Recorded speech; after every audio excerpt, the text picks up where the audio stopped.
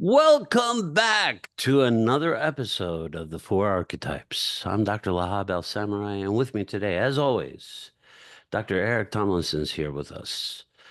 Um, we are back, and we are back on our story, the annotated Arabian Nights. And we are back with the tale of Shahrazad and how she is gonna stop this maniac king from killing all the women in the land.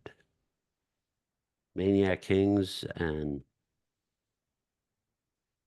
killing women. That seems to be the campaign of the year. Okay. So, without further ado, we're going to get into our story. Dr. Eric, take us away on the tale of the King Yunan and the Wise Duban. Si, senor. No Genii, that there was in a city of Persia, in the land of Zuman, a king named Yunan, who suffered from leprosy, and whom the doctors and the sages could not cure, though they plied him with potions and rubbed him with balms. One day there came to the city a wise man named Duban, a doctor who had read all sorts of books, Greek and Persian and Arabic and Latin and Syriac and Hebrew, and had studied the learning they contain and the principles they rested on, and had tried their theories and their uses. He knew about the properties of plants and herbs, the harmful and the healthy, and he knew philosophy and all the sciences. It was days into his stay when Wise Duban heard talk of King Yunan and the disease no doctor could cure. When God's morning broke, he put on his best clothes and went to see the king. He introduced himself and said, I hear, Majesty, of the sickness in your body and the failure of your scholars, and I have come to treat you, but not a drop shall pass your lips, nor touch your skin. If you heal me, said the king, your children's children will be rich, and I will give you favors, and you will sit with me and share my table. And the king gave him robes of honor and was kind. Then the king said, can you really cure me without drugs or balm? I will cure you, said the doctor, from a distance. The king was astonished, and in his heart was love and awe for the wise man. Be quick, he said, and do what you have promised. The doctor said, I will. He went into the city, where he took a house, unpacked his medicines, and set about distilling cures. He fashioned a mallet, hollowed it, and filled the handle, hollow too, with balms and remedies. And he made the mallet excellently, and he also carved a ball with perfect skill. When all this was done, he waited until morning, went to see the king, and kissed the ground before him. The wise Duban proposed they ride out to the race course for a game. With his lords and princes and viziers, the king rode out. When they took their seats, the doctor offered him the mallet and said, take this mallet, grip it tightly in your palm, and race around the field, striking the ball. When you sweat, the remedy will seep into your palms and permeate your body. And when you have sweated enough and taken in the cure, go home and have a bath and sleep. You will wake up cured. King Yunan, mallet in hand, mounted his horse, and when the ball was thrown, he galloped after it and struck it hard, the handle still in his grasp. He rode without relief until his palms began to sweat and his body drank the medicine in the handle, and it began to flow inside his frame. When the doctor knew the drug had entered the king's body, he sent him home and to the bath. And when the king had washed with care, he dressed and went back to his palace and to sleep. As for the wise Duban, he spent the night at home. Early the next day, he asked to see the king. When he was admitted, he went in and kissed the ground before him, and the king rose and embraced him. He seated the doctor beside him and gave him his attention, smiles and honor and all sorts of gifts. For when the king looked at his body after the bath, he found no trace of leprosy, and his skin was clear as silver. He was pleased and breathed more easily. And in the morning, the king returned to his diwan and took his seat, surrounded by attendants and viziers. When the wise Duban appeared, the king stood to embrace him and seated him beside him, and like friends, they drank and ate together. When night fell, the king gave the doctor 1,000 dinars and sent him home. He marveled at the doctor's skill and thought, he cured me from a distance, no drinking, no rubbing, and for his skill he must have every honor and reward. He will share my table, have my ear, and be my friend. The king passed the night delighting in his body, healed and healthy. And when morning came and it was light, the king returned to his diwan and from his throne called for the doctor. When the doctor came and kissed the ground before him, the king stood up to greet him, seated the doctor beside him, and let him share his food, and held him close and showered him with gifts. They kept up their conversation until evening, when the doctor was sent home. Another $1,000 in his pocket, another 1,000 dinars in his pocket. And with his wife, he spent the night, pleased and full of thanks for what the king had given him. When the day broke, the king went back to his diwan, surrounded by his princes and attendants and viziers. One of these viziers was mean and sour and full of hate when he saw the doctor had found favor with the king, and he saw the wealth and standing he had gained. He feared he would be dismissed, replaced, and he resented him and wished him harm. Envy touches every man. This vizier approached the king, kissed the ground before him, and said, Majesty, our great and noble king, I give up in the fold of your favor and grace, and I come to you now with advice. If I hid it, I would be remiss, but command me to reveal it, and I will. The king, annoyed, said, What advice? Heed the consequences, or see fortune turn against you. Your majesty has strayed in lending your ear to your enemy, and taking for your confidant and showering with gifts a man come to destroy you. I fear that he will do you harm. The king said, Who is it you accuse? Whom do you mean? Where do you point your finger? You were asleep, said the vizier. Wake up. I point the finger at the wise Duban, come from Byzantium. Is he my enemy? He is the truest man, the dearest, and the finest in my eyes, because he cured me with the thing I only had to hold, and he relieved me of the sickness that defied the doctors. There is no one like him in the world, east or west, near or far, and you say this about him? From today I will give him every month 1,000 dinars, as well as salary and benefits. If I were to share with him my kingdom and my wealth, it would be far less than he deserves. Envy for the wise Duban has entered you, vizier, and you want me to kill him, and I will regret it, just as King Sindbad regretted killing his falcon. The vizier said, What is his story? And then the king told it to him. So, interesting story. The healer comes to heal the king. The king has leprosy, and he heals his leprosy, which is quite a feat at that time. There was no cure for leprosy. So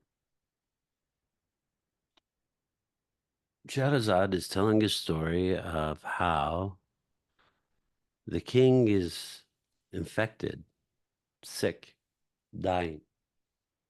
She's telling the king this story about another king who's sick and infected, who needs to be healed. And the healer is a magician, because the king doesn't understand how he was healed. He healed him by distracting the king from the healing itself. He told him a story. He whispered the magic words. He says, when you do, what do? When you use this mallet in this game, the more you hit the ball, the better you are.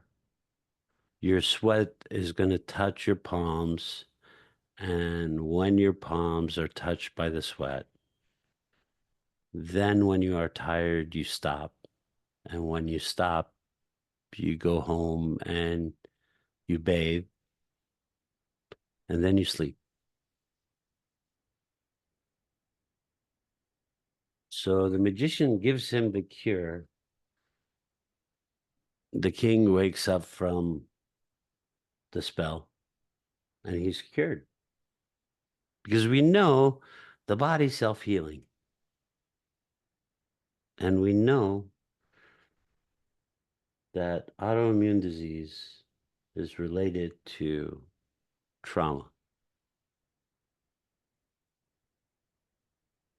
Unless it's genetically passed, it is related to trauma. It's a very interesting story. What did you think, Dr. Eric?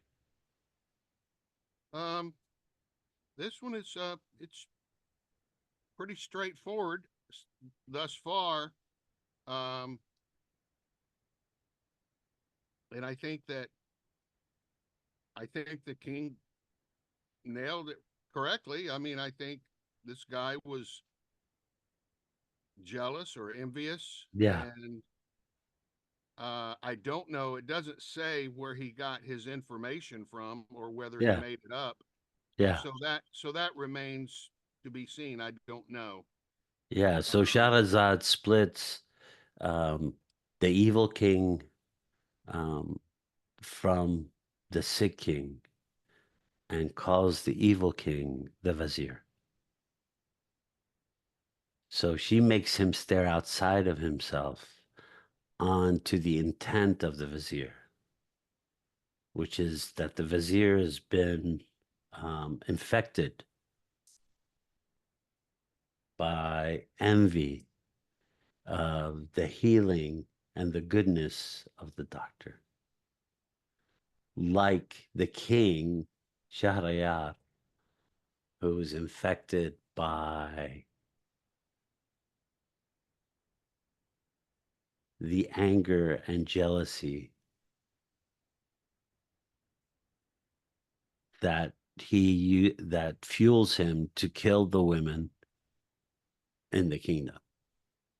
well, and once again, she succeeds in getting his mind off of her.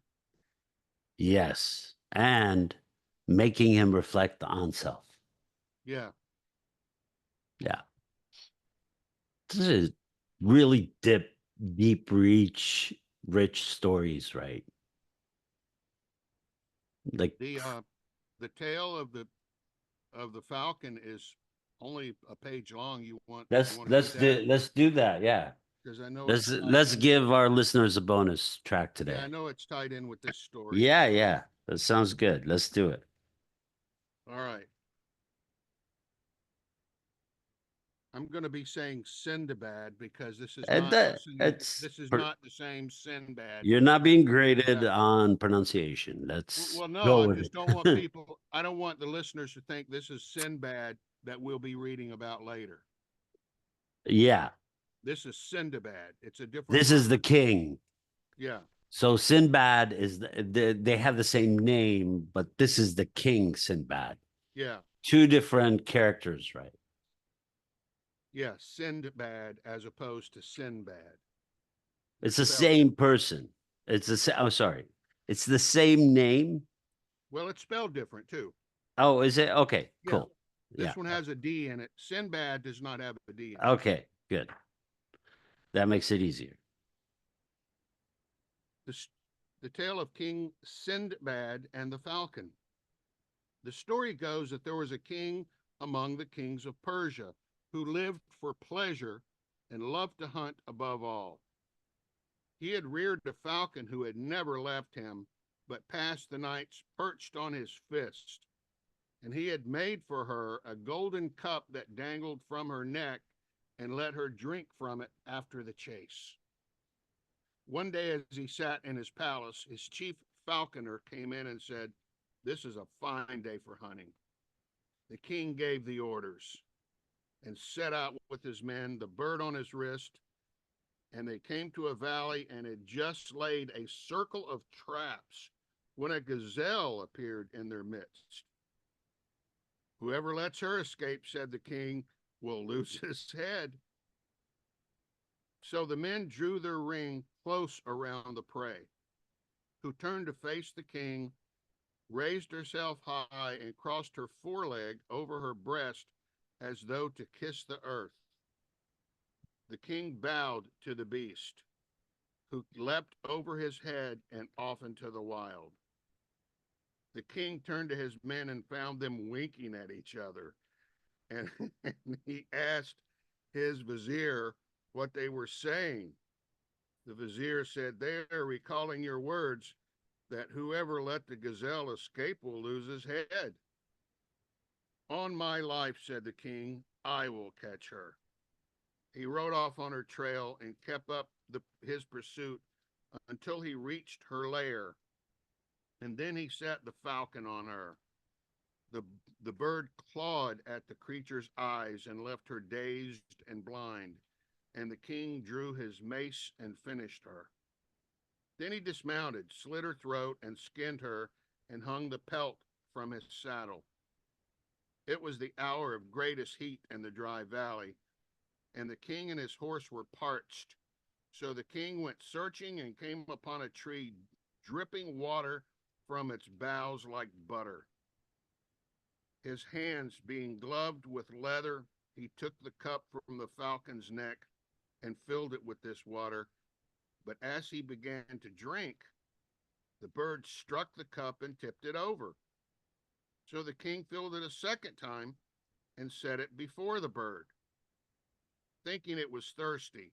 But again it overturned the cup, and the king, angry now, took the cup a third time and set it before his horse. But the falcon knocked it over with a sweep of wings. "Ah, damn you, bird from hell," said the king. "You will not let me drink, nor let the horse, nor drink yourself." And he brought down his sword and cut off her wings. But the falcon raised her head and motioned to the treetop as if to say, "Look up." The king looked, and on the highest branch he saw a snake, whose venom he had taken to be water. He regretted what he had done, and mounting his horse, he rode back with the dead gazelle until he reached his throne.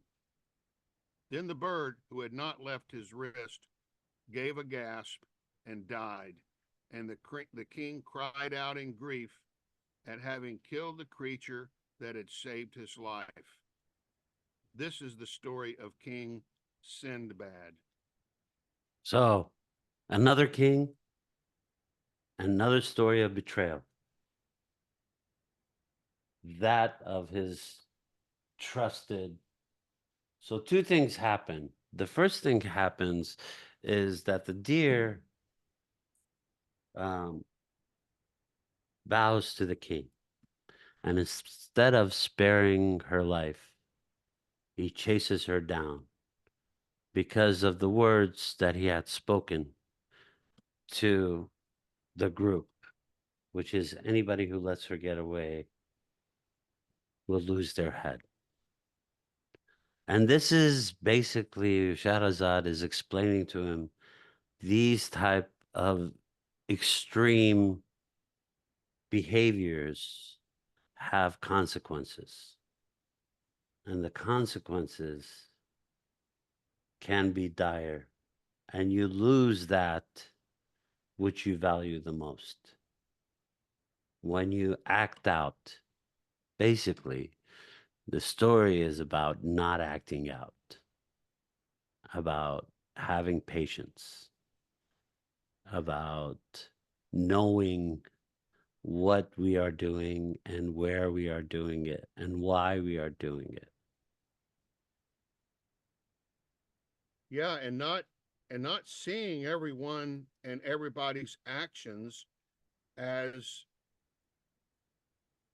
An as if they're enemy. the enemy, as if they're against doing something wrong to you.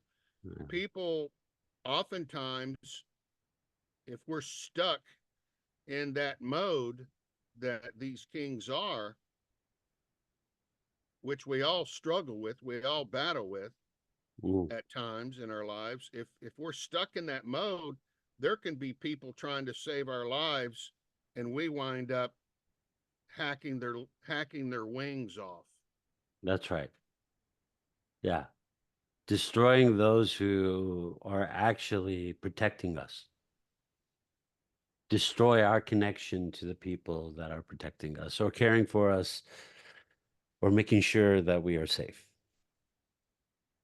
And even after bleeding, the beginning of bleeding to death, the Falcon still tries to teach him by Yes. saying, "Look up."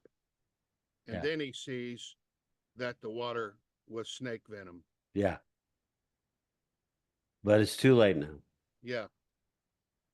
because his rage had taken the Falcon's soul.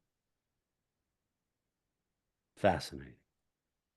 As our magician keeps weaving these tales, we will return as soon as possible for our next installment of the annotated Arabian Nights. I am Dr. Lahab Al-Samarrai. This is Dr. Eric Tomlinson.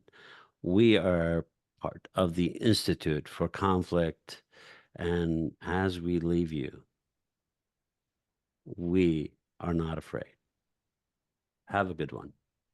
We are not afraid. We ain't scared either. We ain't scared. See you guys.